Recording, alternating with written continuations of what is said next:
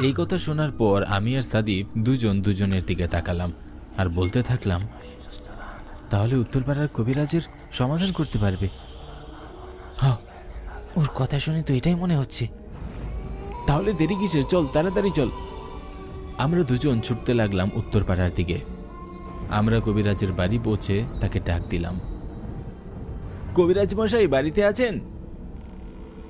কে ডাকছে? জলদি বাইরে আসুন কবিরাজ মশাই, ওদিকে যে রমজান কবিরাজের বিশাল বিপদ। কি বলছিস তোরা, সব খুলে বলতো। শুনুন তবে কবিরাজ মশাই। আমরা কবিরাজ মশাইকে সব ঘটনা খুলে বললাম। তখন কবিরাজ মশাই সবটা শুনে আমাদের বললেন, তোরা এখানে দাঁড়া, আমি ঘর থেকে একটু আসি। তারপর ঘর থেকে একটা থলে নিয়ে